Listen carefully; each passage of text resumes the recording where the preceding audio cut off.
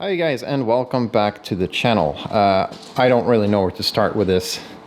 Things have gotten a little bit out of control with the whole wiring harness. I thought, well, at least I gotta put these wiring harnesses together so you kind of get the whole picture, and then one thing led to another and I just decided to connect everything together. So yeah, this is the complete harness for the entire car with function, which is pretty cool. I guess I'm a bit of a nerd when it comes to this. So this is definitely not something I would recommend doing, but it does give a nice complete picture of the whole wiring harness and kind of how it works. So I figured I'd just go through everything so you don't have to do this. Kind of how it's built and, you know, what wires go where and what they do if you're standing there kind of with a harness that maybe you didn't pull out of the car and you don't know where things go. I can guide you a little bit on that. And then in another episode, we're gonna clean up this wiring harness right here. I've already cleaned up this one. These are the harnesses that go out into the engine. So we're gonna get rid of all the Jetronic stuff, all the old ignition stuff, and we're just gonna clean it up for lights. Everything that deals with the engine, I wanna get rid from this harness. And I just want to keep all of that separate just because I don't know which engine I'm going to run in the future. Maybe I don't want to run a Volvo engine, and I just want to have kind of a free hands on that so I can specify that any way that I like without considering the stock harness that is in the car. So that is the way I'm going to do it. I'm going to keep the T5 engine stuff separate from the car. You don't have to do that. You can integrate it into the car if you'd like to, but I can't make a guide out of that because every model is different. Every year model from 1984 till 1992 has a different electrical structure. So I can't make one guide for all the cars. So if you want to integrate it into your car, you're kind of on your own. And I would recommend, if you're going to do that,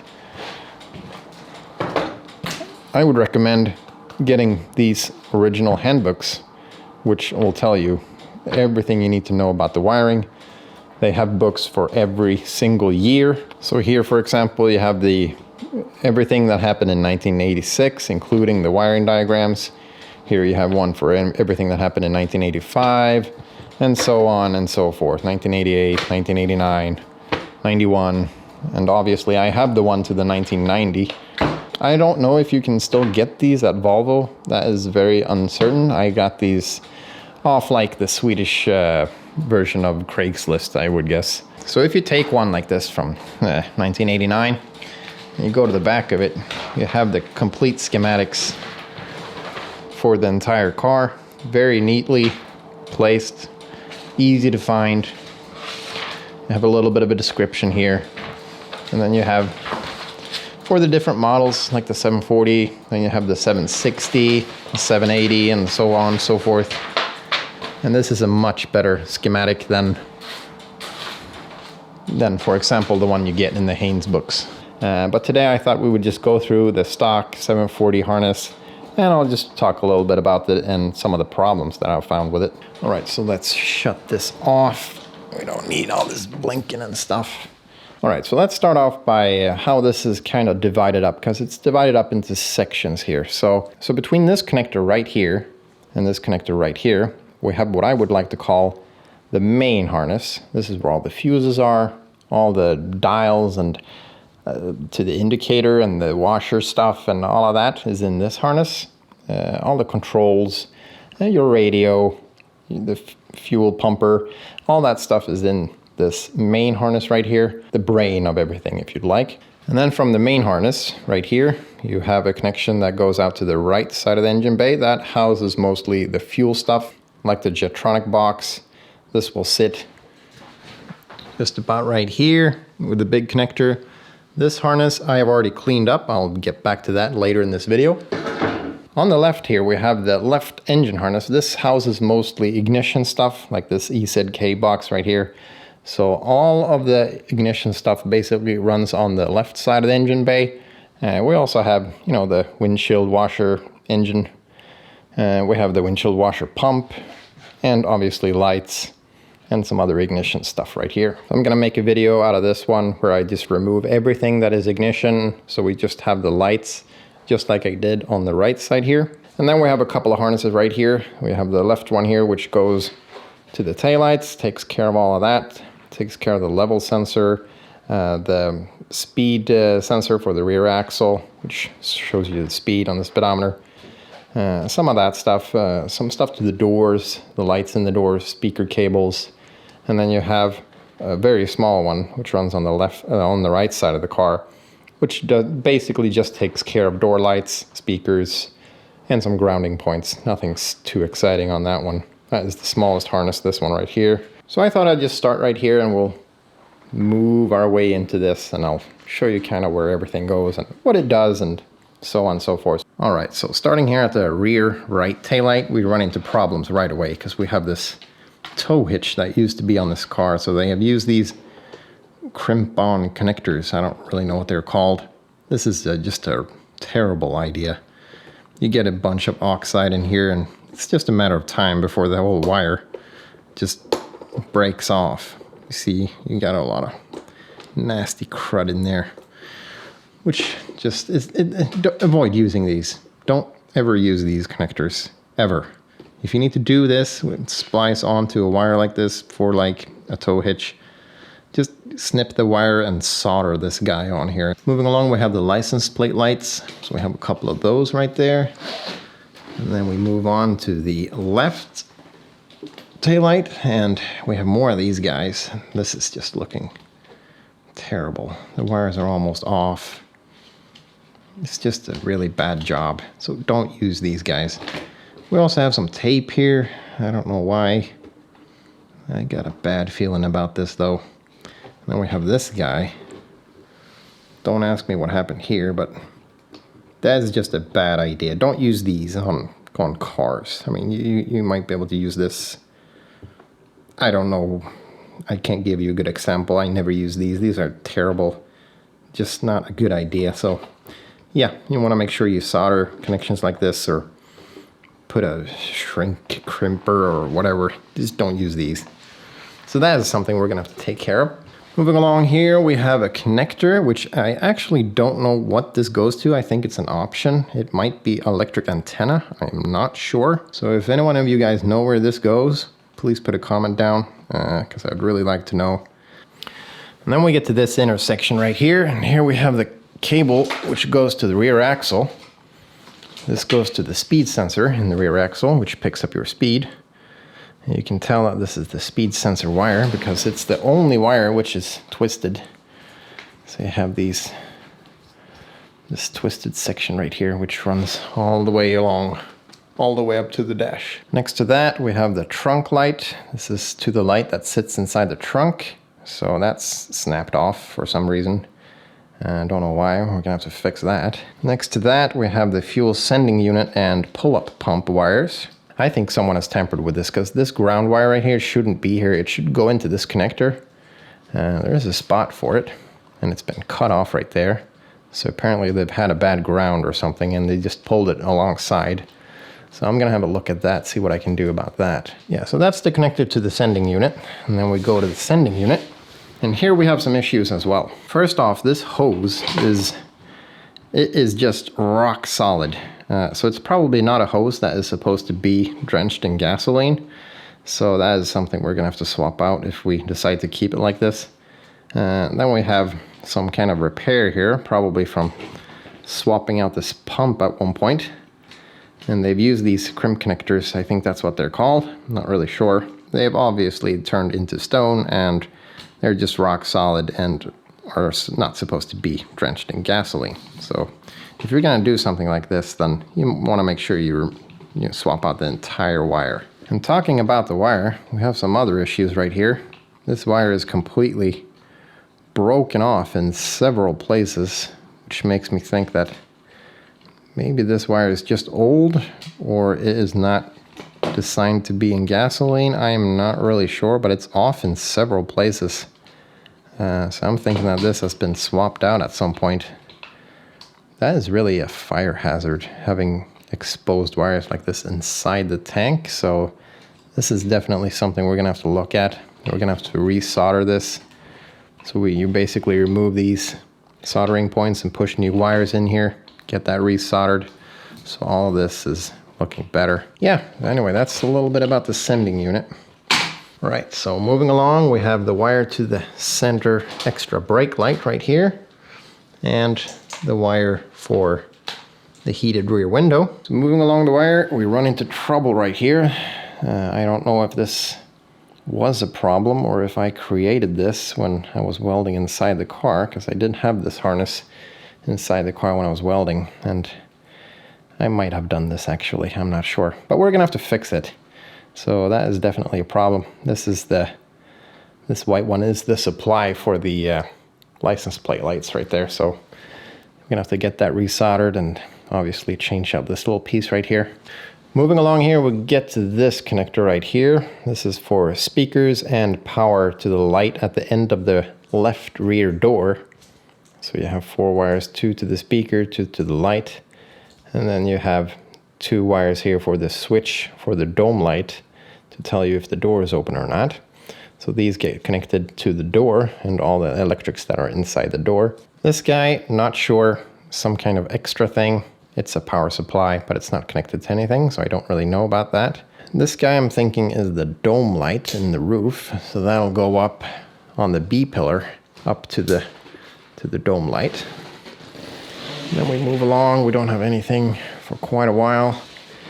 And then we get to the same thing for the front doors. So this is speakers and the light on the outside of the door. And we also have a ground sticking out here, which needs to get grounded. And that is the end of the left rear harness.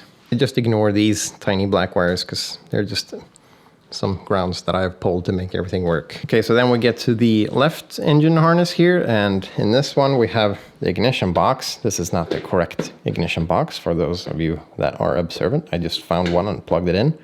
I think it's to an older model, not sure. We also have the wiper motor in this harness. Here is to the switch to the dome light. So this will sit inside the door. This guy right here is the left side blinkers.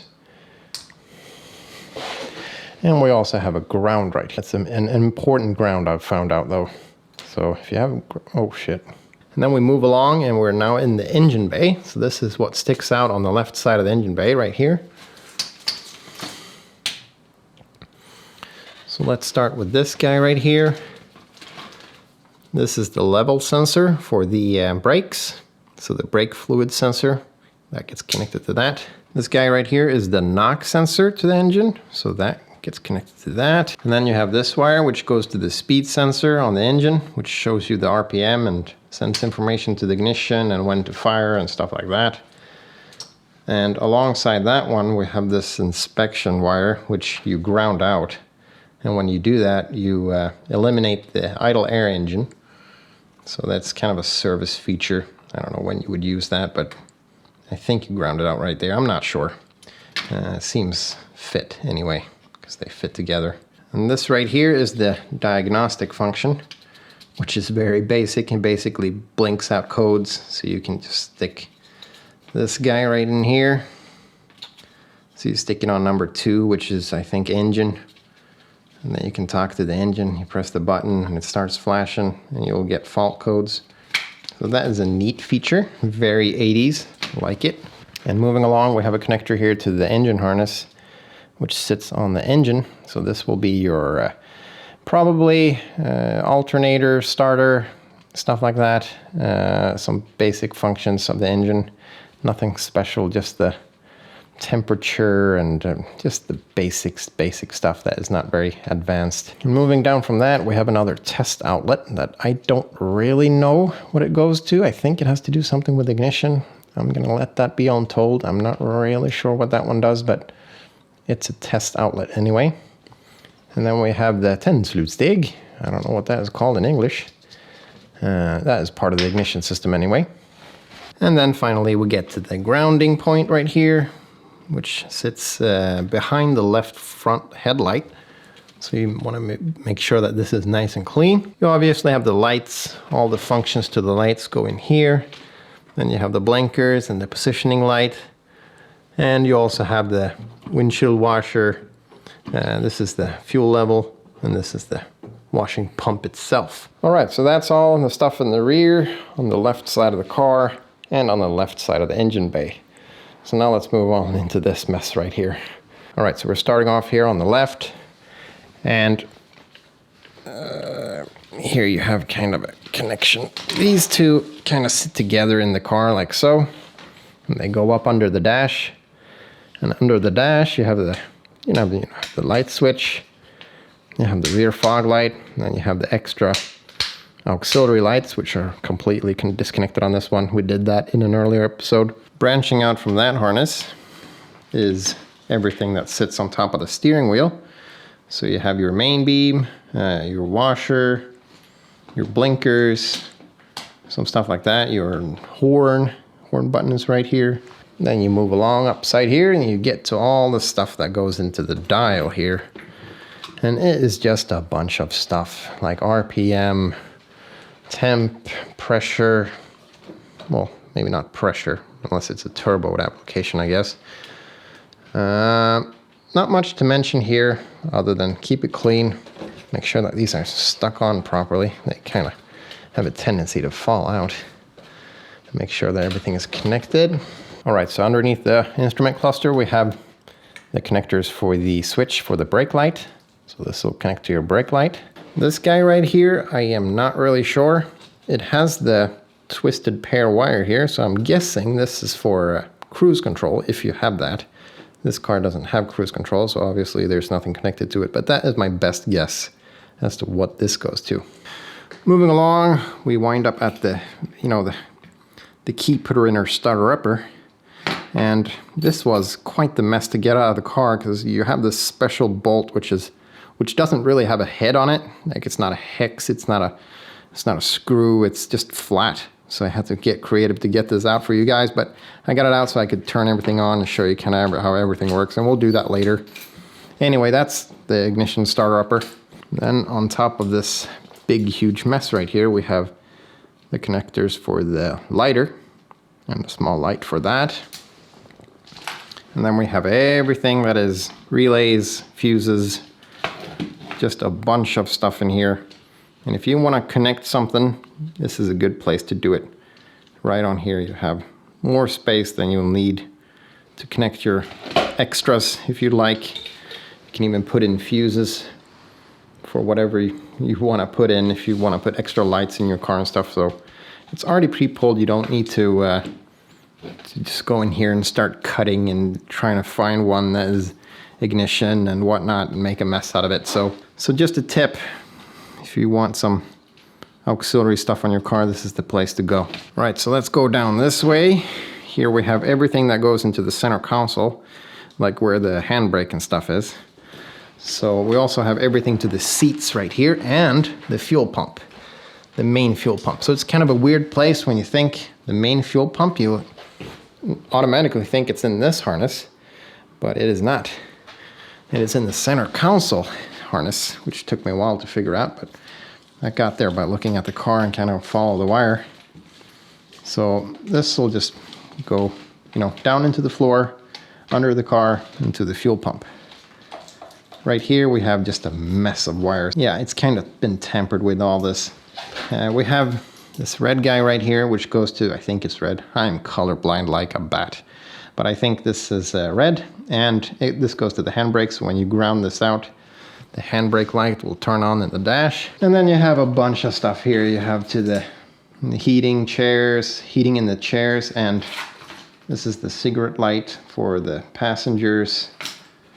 And this is for the left side of the passenger seat heater and stuff like that. So all of this is pretty boring stuff. Just seat heaters, some lights, nothing in particular. But these guys you want to keep track of. The fuel pump, and this is the reverse light. So this goes to the gearbox, which will tell you when you have reverse in, it'll turn the reverse lights on. Then over here we have some more lights. No, actually that was the cigarette lighter thing. Here we have the connectors to the stereo, to the entertainment system, or whatever, Dolby surround sound, Bowers and Wilkins, the high performance stereo stuff. It's all in here, right in this harness. It's very unique to find a harness which is uncut in the stereo. Someone has actually gone their way to find an adapter to ISO connections, which is really nice. That is quite rare. So I'm really happy about that.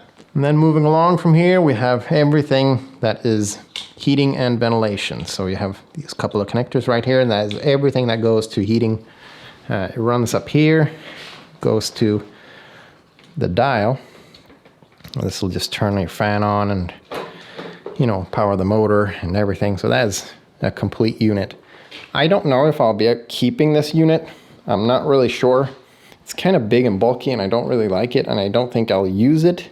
So I might get rid of this thing, but I'll see. I'm not really 100% sure there yet. But hey, put a comment down and let me know what you think about doing that. Maybe you've done it. Pros and cons. I think it's just huge. It's like too big for what I need it. It's good for going skiing, but I'm not going skiing, so I might want to get rid of this just to get some space under there so I can put some other stuff in there, because that's just crazy big. All right, so moving along this harness, we have the light for the glove compartment. So that'll turn on a nice little light when you put your gloves in there. And then we move on and we have, all the supply right here. So this is the main power supply for the entire car. So basically everything that is on the floor right here gets power from right here. This is located on the right side at the passenger's feet. So if you have some supply issues, this is probably where you need to go. Moving along here, we have some connectors for lights and all the fuel stuff, which we don't have anymore. So a lot of stuff is missing on this side of the harness right here, because I've cut a whole bunch of stuff out that we won't be needing anymore. All right, so we have some more grounding points right here. So this is kind of where the main harness ends and the right side engine compartment harness begins. And also the right side of the car harness starts right here. So this is speaker wires. Let's just follow it.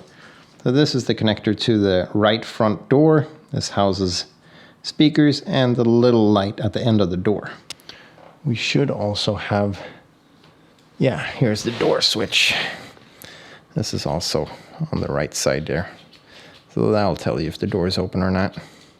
We also have the right side blinkers right here. Moving along here, we have just a bunch of nothing. This is to the rear right door. So this is speaker wires and the little light at the end of the door, and the switch for the dome light and the unknown, which I don't really know what goes. And we have a ground on there as well. All right, so that was a little bit about the harness to the car. Let's power this thing up and I'll show you kind of what I mean. There we go. So the fan is obviously blowing. Works nice. All right, so we turn on ignition. Yeah, there's not much happening in an old car. It's warning us for low level of washer fluid. And that guy is over here. So I bet if we just flip this around, it'll show us a full tank. There we go. Yep. Well, the light is gone.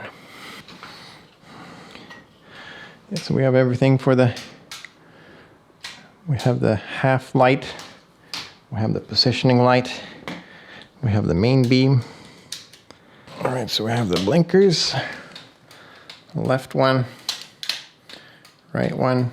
These are the long ones. These are the 760 lights. And yeah, we do have a bit of a ground issue, as you can see, but that's just because I'm running everything through these tiny wires, and they actually get a little bit warm. So I'm pushing a little bit too much current through them, but this is just to demonstrate a little bit how everything is connected. And as I told you guys, here we have this is the selector for the reverse light, which goes to the gearbox. So if we ground that out, we get reverse lights. And then I told you if you ground this out, we'll get a warning for the handbrake. So let's find a grounding point. Let's try to ground it on the edge right here. Wow, this thing is hot. Yeah, look at that. So that turns on the light for the handbrake. And then we have the wiper. I told you guys the wiper motor. So this is step number 3. We have step number 2. And then if you push it all the way up, you have interval. So then it should turn on in a while, which it doesn't. Come on. Okay, so there's definitely an issue with the interval. No? Okay, let's see. Come on. Ah, that is high tech. I wonder which one it is. Okay, so it's this one. Yeah, that's the one for the wipers right there. This is the light control box. This will tell you if any one of the lights is broken. So if you have issues with that the light is always on despite your lights working, this guy's probably your problem right there. All right, so I said I would come back to this harness. This is the right side harness. This is the one I've already done. And basically all you need to know is I only kept the lights. That's it. So we have the wire here going to the main headlight. This is this house's main beam, which is, I don't know about these beams, what the names are, but like you have the driving lights, like the big driving lights, and then you have the full-on high beam and the fog light and a ground. That is all that's in this connector. And then you have the positioning light, or the, I don't know what you call that. It's not positioning lights, it's like driving lights. Yeah, whatever, the one that's always on. And then you have the blinkers, or the indicator, whatever you want to call it. I call it the blinkers. And then you have a ground here for all the lights. So there's a ground coming from this guy, from this guy, from this guy, and they all ground out right here. So they kind of assemble right here, and then this go out in this guy. And this is just connected onto the onto a negative terminal behind the headlight on the right side of the car. So that is all that I kept in here. I also kept this power supply. This guy used to run along this wire and come out right here where the battery originally is, but it's not going to be there anymore because it's going to be in the trunk. So there was no reason for me to keep that coming out over here, so I just pulled it back, and we're pulling it out into the car, and we'll just assemble this with all the other supply wires that you saw back there, the big ones, the big connector, and we'll pull a wire from the battery to that connector. Yeah, so this is basically how it looks like. Basically just light inputs, nothing else really. All right, that's all for today. I hope some of you found this interesting. I know this is very niched down if you're actually working on something like this on your 740, but I just found this very interesting, so I thought I'd make this video.